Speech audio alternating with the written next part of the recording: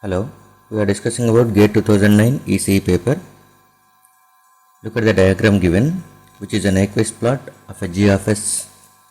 G of S is open loop transfer function, and we are going to conclude whether G of S is all pass filter as has a zero in the right half plane, or it is an impedance of passive network, or it is marginally stable.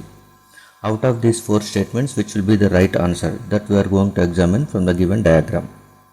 Okay, so if you observe the diagram, it is going to be a control system corresponding to this Nyquist plot, but a general control system is also looks like in the same way, but where it is having a feedback transfer function which is H of S, and input will be treated as R of S and output is Y of S.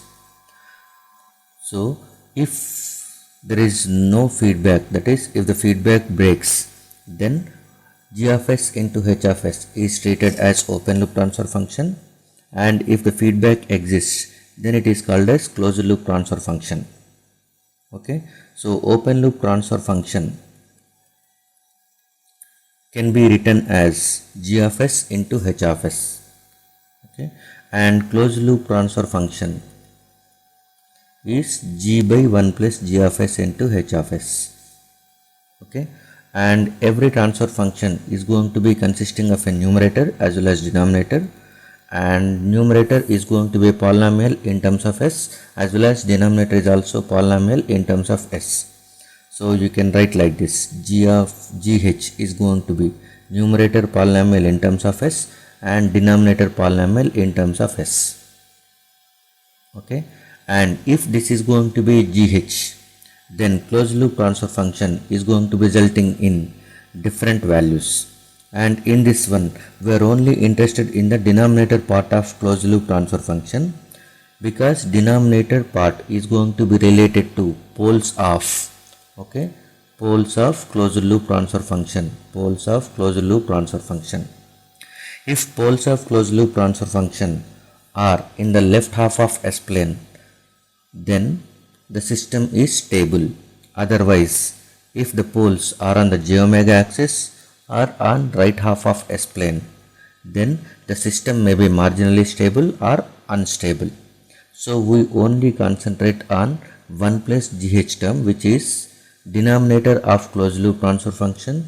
If it is equating to 0, then this is called as characteristic equation. Characteristic equation means 1 plus GH has to be equated to 0. Okay, and now we know GH is going to be a polynomial. Okay, so n of S delta of S, substitute over here, you will get 1 into 1 plus delta n of S divided by delta of S is equal to 0. So this will be delta of S plus n of S divided by delta of S is equal to 0. That is 1 plus GH. 1 plus GH is going to be giving this equation, whereas GH will give this equation. Everything is in terms of S only, but an S value in terms of open loop transfer function will give a different real and imaginary values, whereas the same S value in closed loop will give different imaginary and real parts.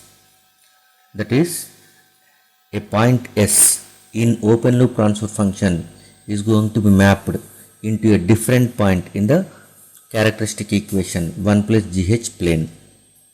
So even though we are referring into same plane, okay, but that is going to be giving different magnitude, different phase, that is different real and imaginary parts in GH plane as well as 1 plus GH plane. We are making it two separate planes. One is GH plane separately, 1 plus GH plane separately. Both are real and imaginary axis only. Okay, but both will have different magnitude and phase criterias. Both will give different real and imaginary parts for the same S. So we are going to check the mapping of a point S in GH and correspondingly in 1 plus GH. Okay, how it is going to be taking place.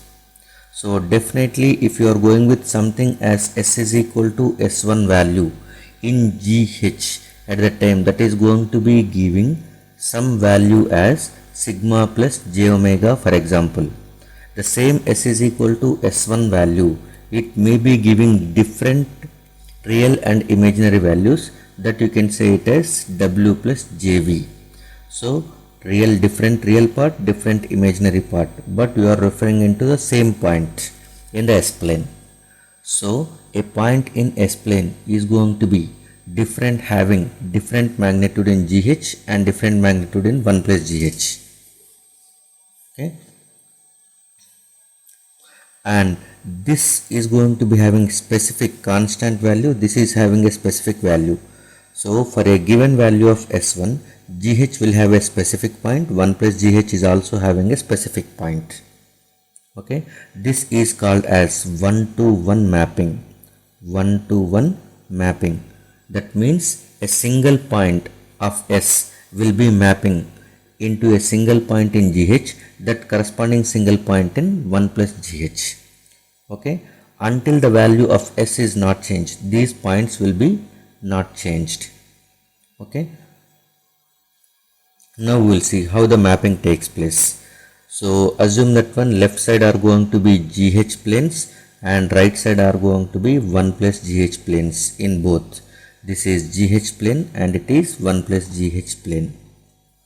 Okay, in gh plane, if a point is going to be taken, that definitely corresponds to one point in the 1 plus gh. This is called as 1-to-1 mapping. So a point in gh is going to be mapping into a only one and only point in 1 plus gh, that is 1-to-1 mapping. If you are going with 2 points, okay, then this point may be mapping into this point and this second point. Okay, this is point A and it is point B. Point A may be mapped into this one, okay, and point B may be mapped into this one. So this you can say it as x and it may be y. Point A is mapping into x, point B is mapping into y. Okay, and if you are going for a sequence of points, that is a connection of points from A to B, a connection of points from A to B, which generally called as contour. If you are going with a sequence of points starting from A and ending at B, that is called as a contour. Contour in GH plane is going to be resulting in a contour in 1 plus GH plane, that may be starting from x2 and ending at y. Okay, and it will be in the same direction. And if you are going with one contour, that is closed contour in clockwise direction, that is also represents a closed contour in the clockwise direction in case of 1 plus gh. So the mapping is going to be taking for the values which you are saying gh plane. Okay, a set of values which are going to be enclosed like this as a contour, closed contour, that is also mapping in a closed contour in 1 plus gh plane. Okay, and in the same direction. If, remember that one, if the closed contour in GH plane is going to be encircling a 0, that is open loop 0. If the contour is encircling a 0, then this contour in 1 plus GH will encircle origin. If the contour chosen is encircling a 0, then that is going to be encircling origin in 1 plus GH plane and it moves in the same direction, okay, as in GH plane. If it is moving in clockwise direction, it also moves in clockwise direction. Okay, and if the contour is having a pole is enclosed in the contour, since the pole is in the denominator, generally zeros are nothing but numerator, that is roots of numerator, and poles are roots of denominator. So 0 will be in the numerator, so that the direction of the contour is same as the direction of contour in GH. But pole is in the denominator, so that whenever a pole is encircled, a pole is enclosed in a contour, then it also encircles the origin. But in the opposite direction, that is anti-clockwise direction, since the pole is in the denominator. Okay, so for example, if a contour is consisting of pole as well as 0, then you are going to get two encirclements like this. Okay, two encirclements, one may be corresponding to 0, the other may be corresponding to pole. So net number of encirclements are going to be 0, because encirclement caused by 0 and encirclement caused by pole will get cancels. Net number of encirclements, n is nothing but net number of encirclements in the anti-clockwise direction, will be treated as 0. Okay, if it consisting of one more pole at that time, this may be consisting of one more encirclement. That encirclement will be in the anti-clockwise direction, so the effective value of n will become 1 now. So okay, effective encirclements will be 1. So from this mapping we can say that one, if the encirclement is going to be okay in the clockwise direction, and if it includes origin, then that means okay, g of s has a 0 in the right half of s plane, a 0 in the right half of s plane. So the answer for the question is B.